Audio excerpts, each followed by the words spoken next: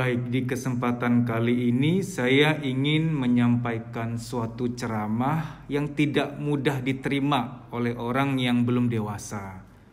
Jadi kalau kamu merasa belum dewasa, mendingan skip video ini. Karena ceramah ini materinya tidak untuk anak kecil. Hanya untuk orang-orang yang siap menerima kenyataan.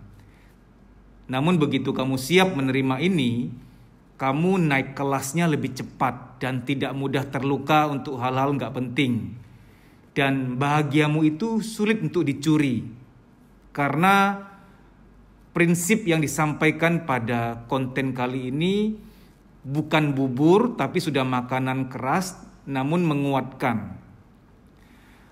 Judul video ini adalah apakah semua kisah orang akan happy ending? Apakah setiap orang ujung-ujungnya akan happy ending? Saya akan bermula dengan menjawab tidak. Nah, dari sini saja Anda yang bermental lemah udah pasti akan skip. Nggak nyaman rasanya dengar itu. Makin Anda dengar, Anda akan merasa, iya ya, kayaknya memang harus begitu berpikirnya. Kalau enggak akan terluka terus. Pada kenyataannya, nggak semua orang tuh happy ending di akhir hidupnya. Saya nggak usah ngomong jauh-jauh, ayah saya saja. Sampai detik ini sebagai seorang anak, walaupun ini sebuah kefanaan, suatu perasaan yang fana dari seorang anak kepada ayahnya. Pengennya bisa bahagiakan beliau, pengen banget. Tapi 2 bulan lalu beliau meninggal, aku merasa bersalah belum sempat bahagiakan. Bersalah banget sebagai seorang anak, aku sayang banget. Kalau dengar kisah orang-orang lain, bapak-bapaknya pada jahat gitu ya. Tapi bapakku tuh beda, baik banget. Benar-benar luar biasa. Sehingga ketika beliau pergi rasanya aku tuh kayak nyawaku sebagian hilang gitu loh. Ditambah rasa bersalah belum sempat bahagiakan beliau secara maksimal. Sudah membahagiakan sih tapi bagiku belum maksimal. Karena mungkin aku kurang puas dalam hal itu. Aku mengatakan ini kefanaan karena ujung-ujungnya kalau aku pikir-pikir bapakku sudah di sana juga sudah tenang. Udah gak perlu yang aku ajak jalan-jalan. Gak perlu yang aku kasih apa. Karena beliau sudah menjadi spiritual yang tidak perlu lagi harus jalan-jalan karena kenikmatannya berbeda. Tidak duniawi lagi gitu loh. Tapi aku mau bahas adalah kalau aku pikir-pikir bapakku itu enggak yang happy ending gitu loh.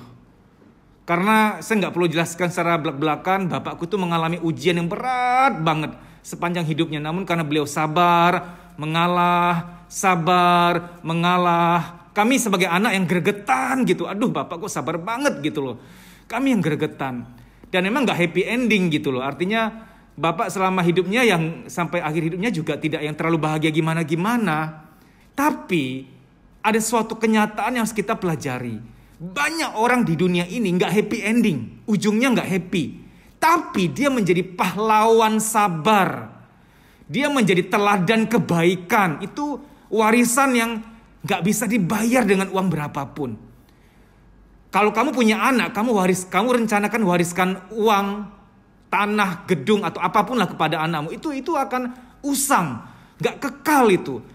Itu warisan yang tidak menjamin kehidupan.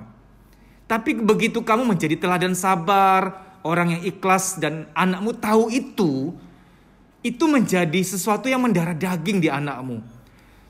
Saya ini juga banyak ujian dalam hidup saya, tapi nggak sebesar ujian ayah saya. Dan saya kecipratan sabar. Saya nggak perlu diajarin sabar gitu loh oleh siapapun. Sosok ayahku tuh sampai masuk ke alam bawah sadarku. Jujur sebagai anak sampai detik ini kalau ingat ayah kok cepet perginya, masih sedih. Terutama merasa bersalah. Tapi kadang-kadang aku menghibur diri. Dedi, apa yang kamu mau kejar? Mau ajak papamu jalan-jalan kemana? Kalau masih hidup memangnya mau kemana? Mau dibahagiakan seperti apa? Mau dikasih makan apa? Mau dibawa kemana supaya bahagia? Sekarang beliau sudah tenang. Aku berusaha menghibur diri. Beliau berhasil menunaikan tanggung jawab sebagai seorang ayah yang mewariskan kesabaran sama kamu. Kurang cukup apa, Dedi? Kurang banyak apa? Itu saya berusaha ngomong ke diri saya sendiri gitu loh. Iya ya, papaku tugasnya ya sudah mewariskan hal yang paling penting. Apa itu kesabaran? Pahlawan keikhlasan bagiku gitu loh. Iya ya. Dan papa sudah tenang di sana. Nah, buat teman-teman yang nonton video ini, dengar video ini, kamu jangan terlalu didoktrin bahwa hidup harus bahagia. Kan motivator banyak tuh mengumandangkan harus bahagia, harus bahagia. Lama-lama kita stres loh. Lama-lama kita tertekan loh. Bukan nggak boleh bahagia, bukan. Jangan salah paham. Saya pun yang menyampaikan konten ini sangat ingin bahagia. Malah pengen bahagia terus, pengen manusiawi. Tapi kita harus seimbang. Apa-apa harus seimbang ya, apapun. Contoh, minum susu kan katanya baik, tapi kalau seember kan jadi racun. Cinta yang kelihatan yang baik dan indah, kalau kebanyakan juga membahayakan. Banyak loh klien-klien saya karena cintanya berlebihan sampai budak cinta tuh. Ketika si Japra atau si Mincek pergi, wah nyari pohon toge dia. Jadi cinta yang kelihatannya indah dan kedengarannya baik pun kelebihan tidak boleh. Jadi apa-apa harus seimbang. Kamu pengen bahagia? Boleh. Tapi tolong seimbangkan dengan mengerti juga. Gak selalu hidup tuh bahagia dan ada orang tertentu, tanda petik ditakdirkan Tuhan untuk tidak bahagia di ujung hidupnya. Kenapa? Bukan berarti Tuhan jahat, bukan berarti Tuhan tidak adil. Kita jangan serendah itu berpikirnya. Rahasia Tuhan itu besar sekali. Supaya gampang gini deh, pahlawan-pahlawan yang memperjuangkan kemerdekaan kita, pahlawan-pahlawan yang berjuang mengorbankan nyawanya, merebut kemerdekaan Indonesia. Apakah mereka, mohon maaf, meninggalnya baik-baik? Kan yang memang mati syahid, yang berjuang, yang berkorban nyawa, nggak happy ending kelihatannya, tapi kan pahlawan bagi kita. Contoh ya, saya banyak mendengar kisah-kisah seorang anak yang menceritakan ibunya. Mas, ibuku tuh semenjak single parent, belasan tahun, nggak nikah lagi. Ya benar-benar habis-habisan mas, jadi ibu, jadi ayah juga, nyari nafkah juga. Aku tahu ibuku nggak bahagia, kasihan mas. Aku juga berusaha membahagiakan tapi belum mampu. Banyak kisah-kisah seperti itu, orang-orang yang memang kelihatannya belum bahagia atau sampai ujungnya memang kelihatan tidak bahagia. Nah, kitalah yang menilai bahwa oh kalau nggak bahagia berarti nggak berhasil hidup. Itu kan takaran kita. Kan beda dengan takarannya Tuhan. Yang kita patok hanya duniawi saja atau kita juga mau menilai akhirat. Kan kita kejar dua-duanya. Jadi saya ingin kamu realistis supaya kamu nggak banyak kecewa. Jujur ya, orang yang paling banyak luka batin, orang yang paling tertekan di dunia ini adalah orang yang nggak mau nerima bahwa hidup terkadang juga tidak bahagia. Kalau kamu nggak nerima ini, wajar kamu tertekan terus gitu loh. Lepaskan keterikatan suatu doktrin bahwa hidup harus bahagia. Ada orang tertentu, mungkin ibu kita, ayah kita, kakek kita, nenek kita, kalau kita merasa bahwa beliau sudah pergi dan kayaknya nggak bahagia, kasihan ya, aku juga merasa bersalah. Nggak perlu kasihan, kamu juga nggak perlu merasa bersalah. Karena yang sedang terjadi adalah takdir Tuhan kepada dia berbeda. Dia ditakdirkan untuk menjadi pahlawan, untuk menjadi teladan. Ada orang yang bisa bahagia sampai akhir hayatnya dia bahagia, bisa tutup usia dengan bahagia. Ada yang tutup usia dengan meninggalkan harapan-harapan belum selesai, dengan meninggalkan persoalan belum selesai. Ada, tapi kita jangan menilai, oh berarti dia itu gak dekat sama Tuhan, dia ibadahnya kurang. Kita tuh terlalu judging, terlalu menghakimi gitu loh. Gak boleh begitu loh. Yang penting saya selama masih hidup, apa yang bisa saya lakukan untuk bermanfaat saya lakukan. Saya bisa ringankan beban orang lain saya lakukan. Ya sudah gitu loh. Kalau hidup begini lebih tenang akhirnya. Kita nggak matok bahwa harus bahagia. Ada beberapa contoh nyata. Kalau kamu tidak mengerti ini, itu membahayakan. Contoh ya. Ada orang curhat sama temennya yang udah menikah nih ya. Aduh mbak aku tuh sejak nikah nggak bahagia mbak. Temennya gini. Ya ngapain dipertahankan kok nggak bahagia. Hidup ya harus nyari bahagia. Kok nggak bahagia ngapain dipertahankan. Ya udah pisah aja. Kalau kamu punya teman model gini, kamu nanti kawin cerai sekian kali. Nggak bahagia, cerai. Nggak bahagia, cerai. Mau jadi apa? Sama dengan juga kamu ada masalah kerjaan. Curhat sama teman yang nggak tepat gitu loh. Aduh, bosku tuh begini. Temanku tuh begini. Nggak betah gue disitu. Ya sudah kok nggak betah. Ngapain dipertahankan? Cari yang lain. Mbak, mas, kemanapun kamu pergi kerja, selalu ada orang yang nyebelin. Nggak mungkin enggak. Pasti ada. Itu sudah kayak proporsinya. Pasti ada. Entah bosnya nyebelin, di tempat lain bosnya bikin nyaman, temenmu yang nyebelin, pasti ada saja. Kamu nggak bisa menghapus keberadaan orang-orang yang nyebelin, nggak bisa gitu loh. Nah, realistis lebih enak. Oke, to the point saja, apakah setiap orang akhirnya akan happy ending? Tidak semua. Karena ada orang-orang tertentu dimuliakan Tuhan dengan dipercayakan bahwa dia harus jadi pahlawan. Pahlawan sabar, teladan ikhlas. bagi orang lain. Sehingga orang-orang lain ini ketika suatu saat menghadapi suatu masalah yang sampai mau kecewa, sampai mau menyalahkan Tuhan, dia teringat terngiang-ngiang dengan sosok orang itu. Oh, bapakku itu, ibuku aja lebih berat masalahnya. Bahkan sampai akhir hayatnya aja masih seperti itu. Tapi tidak pernah jauh dari Tuhan, tidak pernah menyalahkan Tuhan, tidak pernah kecewa gimana-gimana. Beliau menjadi pahlawan kita. Jadi cara Tuhan memuliakan kita beda-beda loh ya. Namanya juga memuliakan, bukan membahagiakan. Ceramah ini gak mudah untuk diterima semua orang, karena hanya orang yang sudah dewasa yang siap menerima ini. Tapi begitu kamu sudah menanamkan kepada diri, aku hidup dijalani saja. Kalau bahagia syukur, gak bahagia ya sudah. Kalau kamu begitu, setan pun nyerah menggoda kamu. Benar. Nih ada setan datang nih. Tuh Dedi tuh goda aja dia.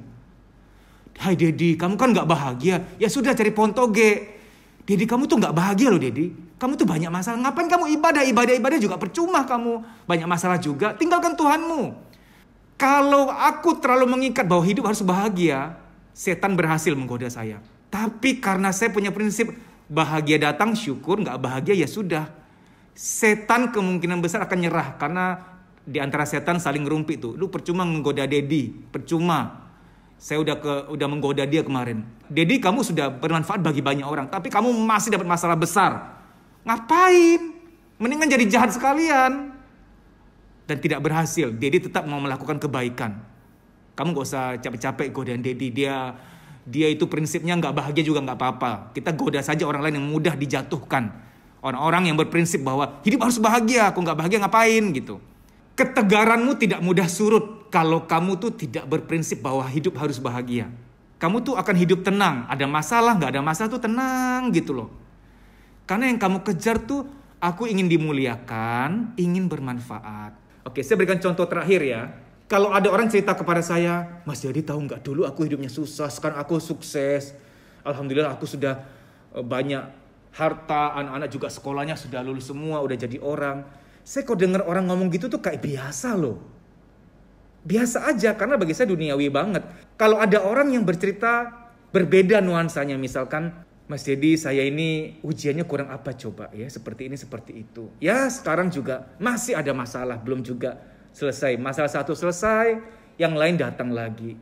Sampai sekarang masih berjuang untuk sabar, untuk tenang, untuk mengalah. Dan saya percaya apapun itu nantinya yang terbaik buat saya. Orang ngomong gini kok saya merinding ya. Kayaknya lebih keren gitu. Kayaknya tuh dia itu elegan gitu. Ini orang sakti ya gitu loh.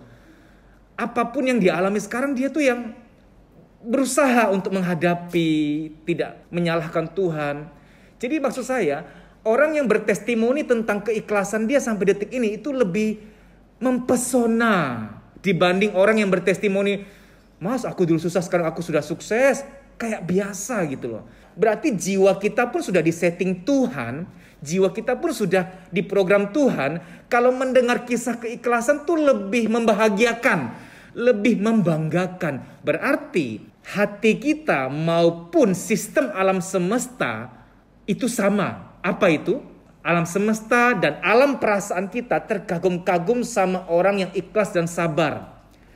Sehingga ini mencerminkan apa yang Tuhan inginkan pada hamba-hambanya, pada umatnya. Yaitu bahwa Tuhan sangat memuliakan hambanya yang sabar dan ikhlas. Makanya gak ada sabar dan ikhlas yang sia-sia. Walaupun ya ada orang yang berkata, Mas aku tuh sabar percuma loh mas. Ya aku baikin, ya aku tolong malah gak tahu diri, gak ada terima kasihnya, malah menjatuhkan aku. Gak ada sabarmu yang sia-sia. Oke lah ke kamunya kamu gak dapet. Mungkin kelihatannya sia-sia bagi kamu, bagi anakmu itu warisan bagi dia. Papaku itu loh. Mamaku itu loh, dizolimi orang sana sini. Sabar, ya ampun. Tidak ada terapi yang paling kuat di dunia ini selain memberikan teladan. Kamu menasihati anakmu supaya sabar. Kamunya marah-marah, ya percuma. Kamu mengharapkan anakmu rajin, kamunya males yang gak bisa. Kamu suruh anakmu berhenti merokok, kamunya masih merokok, kan gak bisa. Terapi atau pembentukan mental paling kuat hanyalah teladan. Baik demikian, semoga video ini bermanfaat. Gak gampang memang, tapi ujung-ujungnya tugas kita untuk ini loh. Tugas kita apa? Melepaskan harapan yang enggak-enggak. Ingin selalu bahagia, itu harapan yang enggak-enggak itu. Nggak realistis itu. Hanya anak TK yang boleh berharap seperti itu, yang kita masih bisa baik-baikin. Kepada anak TK kita masih, oh ya dek, mau apa, gimana dek. Tapi kalau sudah SMP, SMA, sudah kuliah, dalam taraf kehidupan, digituin tuh kayak nggak pantas gitu. Semoga video ini bermanfaat. Terima kasih. Kamu bisa follow Instagram saya, deddysusanto.pj_official. Di story itu ada jadwal training, silahkan dicek. Kalau kotamu termasuk di jadwal, WA nama peserta ke nomor panitia tersebut di kota itu untuk mendaftar. Mas, aku nggak mau ikut training. Ya gimana dong? Kita kan mau membaik nih, mau meningkatkan kualitas hidup. Karena jangan-jangan luka-luka batin itulah yang membatasi, menghambat mental kita untuk maju. Sehingga mengalami yang namanya menunda pekerjaan, ragu ngambil keputusan, minder, mood swing, tidak sekreatif dulu lagi, negative thinking, susah tidur, badan gampang capek, ada nyeri-nyeri nggak jelas di pundak, di perut, di dada, di kepala, dan lain-lain sebagainya, psikosomatik. Psikosomatik adalah, psiko itu jiwa, soma itu badan. Psikosomatik artinya ada beban-beban di jiwa, baik yang terpendam maupun yang disadari, ketika secara akumulatif sudah penuh, dia nitip taruh beban di badan. Ada yang nitip taruh beban di kepala, jadilah migrain, rambut rontok, pelupa, insomnia, pikun dini, dan lain-lain sebagainya. Kalau ketombe karena salah sampo ya, beda jurusan itu. Burua kakak. Ada orang yang ketika jiwanya sudah penuh, jiwanya itu nitip taruh beban di perut. Jadilah mah, nyeri head berlebihan, nafsu makan tinggi, nafsu makan rendah, dan lain-lain sebagainya. Saya nggak mau sebut nama-nama penyakit lain yang wah ya. Tidak baik menyebut nama-nama penyakit seperti itu karena dapat mensugesti. Saya sebutkan hanya gejala-gejala kesehatan yang sering dialami oleh kita semua, yang ringan-ringan. Time doesn't heal. Waktu tidak menyembuhkan. Kita perlu berusaha untuk memulihkan diri kita. Ada doa, ada usaha. Harus seimbang. Kalau ternyata setelah kamu lihat jadwal di Instagram saya, tidak ada kotamu terdaftar di situ, apa boleh buat kamu ikut training secara pribadi. Ini coaching pribadi. Nanti via WA call dengan saya. Tapi harus daftar dulu. Nah, daftarnya agak beda. DM, Instagram, kuliah psikologi. Daftar di situ, DM dulu. Bilang bahwa kamu mau daftar training private, coaching private. Tapi saya harus sampaikan ya, bahwa training publik itu jauh lebih melegakan dibanding terapi personal. Beda. Bisa 5-20 kali lipat rasa lega dan plongnya. Semoga kota kamu termasuk dalam list jadwal training kami. Itu lebih baik. Namun kalau tidak ada dalam jadwal, ya apa boleh buat. Ikut coaching private. Baik demikian ya, semoga informasi ini bermanfaat. Terima kasih.